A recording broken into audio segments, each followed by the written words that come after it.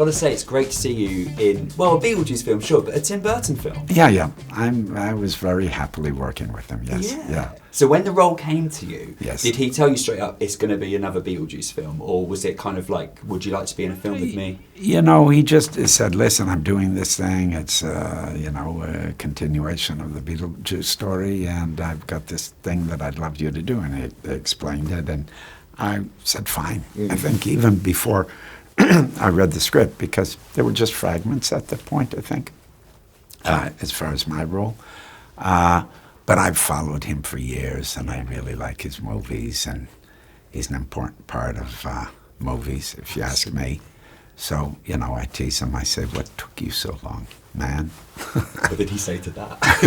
Yeah, he gets nervous, Yeah. He's got his reasons, I'm sure. It's a match made in heaven, really. Your character is so fun, and he's kind of in his own film, in a way. Which it is. Yeah. I mean, he's kind of a sidebar on the whole main story, but it's fun because I get to, kind of make fun of actors. I get to make fun of law enforcement people. I get to make fun of... Well, I'm struck, when I think about it, I think the best joke is that the guy dies, but it really doesn't change him at all. Yeah. It's just another version of his life, so... It's like ignorance is bliss, even in death. Yeah, it's great. Narcissism. Well, narcissism is bliss. When you're kind of on set and you see, these actors playing these characters that, I'm asking myself, what the hell am I doing here? Must be some weird fever and then that's the question I answer by trying to be there, trying to fold in with the world. It's a very complete world. It's really fun. I can only say kind of sweet things because it was fun. And Tim is very particular because he's very energetic, and he's one of those directors that does everything. And he's working with people that he's collaborated with before, and in this case, working with many people that were in the original cast. So it was kind of a sweet thing to take part in. It must be nice for you as well. You're a very hard-working actor in a lot of films, and there must be a lot of unknowns sometimes. But with this, it's kind of stress-free in a sense. A little bit. I mean, it was. You're trying to find out, how best to serve the film because it is like a part of the ensemble, and you're trying to see how you're just trying to find the tone and the style and try to contribute something that's fun. That when you're going into it, and it's not a heavy lift in the sense that you're not carrying the movie. And so the main thing is to find the tone and have the fun and try to make Tim laugh and invent a few things and not have it be flat, have something be specific about it. But you're helped a lot by beautiful costume, and the sets are incredible, and then I have this makeup that is very specific. Yeah. Recognize this post. Never seen that shit before in my life or afterlife.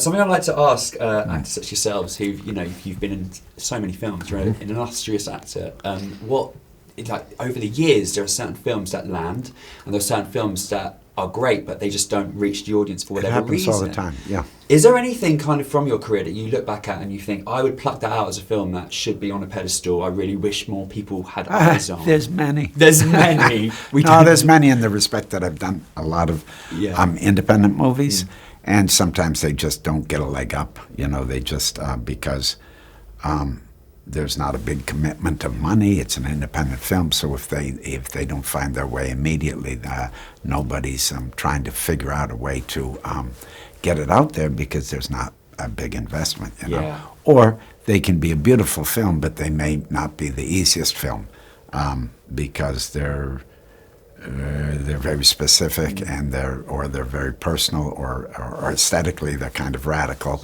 and people aren't used to it. So the general public, goes to movies to kind of escape, where some of the best movies are movies that really challenge you and make you work a little bit and think about your life. So, that's kind of counter the impulse to escape. But listen, movies can do all kinds of things, and I'm always struck by sometimes there's a beautiful movie that doesn't do very well, and there's terrible movies that do very well. So it's all about timing, and it's always a roll of the dice, and that's why you just have to be responsible for what you can be responsible for.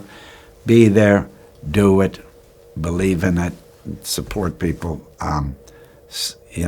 find a way and make it the best you can. And then, of course, it comes out of your hands and becomes something else, being editors and the director's medium in the end. So you got to let it go. So not be too obsessed with the outcome. Sure. Be obsessed with, being there and making something special for you, making it specific. And I guess that's all you can do. Yeah. Because if you fret too much about whether it's going to be a success or not, then I think you start to pull back and don't entertain certain impulses. Certainly. I think that's pretty clear. Yeah. One final question before we wrap up. This being, it's a legacy sequel essentially. Yes. One that I was very happy to see. Good. Out of films of yours in the past, do you think there's anything ripe for a legacy sequel that you could? I'm putting you on the spot. I'm here, not in the business of legacy sequels. And also, you need the movie to be a big success. Yeah. How about Last Temptation 2? Antichrist 2. I'm trying to think of some good ones. Siberia 2. I have. I'd watch that. Togo goes to Hollywood. I don't know. I'm up for Last Temptation, all right. If he's smarty, you've got to tell him. That's